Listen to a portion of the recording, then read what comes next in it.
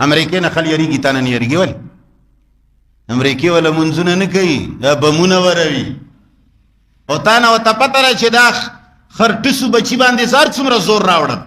دنه چې زه سل ښځې بوځم د جومات ته ځي الله اکبر الحمدلله رب العالمین على قنوت نازله ووایه څه چل دی اللهم اهدنا فیمن هدیت وتولنا فیمن تولیت دا ملایان چې څه چل یاره د سهار مانځه کې یاره دا قنوت نازله وویله دنیا ورانېږي دا هغه ماته وکړه قنوت نازله سره څه شي ستا په خدای باندې قسم ستا کور نه زه درځم خفه کېږم سره هم دنه راوړم او که ښکلې ښځې لوڼې دي هغه هم دنه بوځم څومره قنوت نازله چې ته ویلی شي خو چاړې او چکو ته چې لاس کړي ته ګوره چې زه تا نه ټول بوځم که نه بوځم څومره قنوت نازلې چې څومره ختمونه چې ته کولی شوې الله تعالی د دشمن د وهلو دپاره ټکنالوجي رالېږلې ده وانزلنا الحدید فيه بأس شدید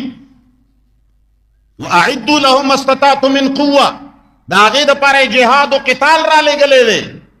د اسلام د اصولو مطابق چې د انګریز او د کافر په سترګو کې سترګې میلاو که حکمراني ته والا حکمراني په منځونو نشي اخیستی امریکا چې دا ټولې دنیا منلې ده ولې دوی چې ته بیت الله ته هر کال ځي دعاګانې کوي امریکې ځان تسلیم کړی دی په قوت باندې طاقت باندې او پیغمبر صلی الله علیه وسلم عمر عثمان ابوبکر علی چې خلکو منلی وو په توره یې منلی وو تا ته پته شته ستا د پاکستان د کراچۍ نه تر ملتانه پورې چې چا فتح کړی و محمد بن قاسم هغه نفلونه نه کول چې راجا داهر زمونږ یوې خور د سر نه لوپټک ورځولې وه هغه ته هلته حجاج بن یوسف دا ونه ویل چې بچیه بیت الله ته لاړ شه قنوت نازله شروع کړه الله ته زمونږ خویندو راکړه یا الله دا لوګانو پوښتنه کېږي زمونږ د بیا وژاړې دا ته خلکو ته څه شی ښایي دا ته څه شی ښایي رسول الله بېشکه دعا کړې ده خو میدان بدر کې یې کړې ده مسجد نبوي کې یې نه ده کړې